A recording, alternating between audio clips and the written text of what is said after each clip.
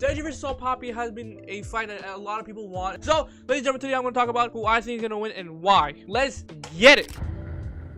Alright, let me tell you my opinion on two of these fighters, and I'm gonna let you all know my opinion. So, what we saw from Papi from Misfit 7 is that he cannot make adjustments to his fights, especially since he genuinely thought he could knock down Anthony Taylor or knock out Anthony Taylor, even though we saw otherwise. And the way Anthony Taylor was fighting in that fight, it was the exact same way the entire fight, and he just didn't do anything to change it. He just he was fighting the exact same way. I just personally feel like Papi got way too trigger happy, especially since the Josh Bruckner fight, the knockdown or knockout fight. He only tried to counter, right? I feel like he only tried to counter, and which I don't want to say that countering is a bad thing. It is a good thing, but if that's all you rely on and timing, you know, someone could just come in there and disrupt that, like Anthony Taylor did in that fight. And one thing that I personally learned when watching that fight was that Papi could only fight at his pace. When he's fighting at his pace, he dominates you. He'll destroy you. But when he's not, and when someone comes in and disrupts that, he fumbles. He doesn't know what to do. And especially since Papi only punches unless it's super precise. Like I said,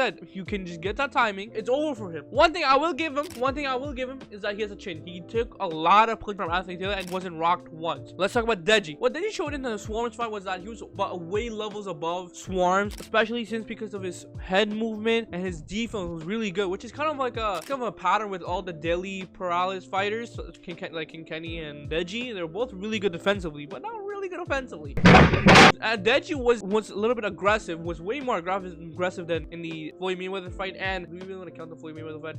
The Fusi 2 fight, he was way more aggressive, but he's still a little bit more, he's still just a tiny bit, a little bit passive, where there are times in the fight where he just doesn't do anything. He just looks at Swarms and just moves around. He doesn't really do anything. Both Papi and Deji are both, in my opinion, both defensive oriented fighters, where I feel like Deji might be a little bit better defensively because of the fact that he has way better head movement. In my opinion, really is a close fight, super close fight. But in my humble opinion, I do believe that Deji is going to win this fight if they ever fight, because of the fact that I think just skill wise, and I know people are going to very disagree with me, I just feel like skill wise Deji is just a tiny bit better at a couple things better than Papi right for now. Papi can definitely get better. I'm just saying, from what I saw from Deji, Papi versus Anthony Taylor and Deji versus Swarms, I just saw that Deji was just a tiny bit better. Papi versus Deji, if Papi comes in there and fights the same way, I think the same old Anthony Taylor fighting style would just come back, where Deji's gonna find out the timing. He's gonna dodge it, like, because of his head movement is just insane, and footwork is on a whole different level. It's just a countering, like, you know what I'm saying? Like, it'll just be Anthony Taylor all over again, right? So, of course, ladies and gentlemen, that's just my opinion. Let me know what you guys think. You know, see you next time.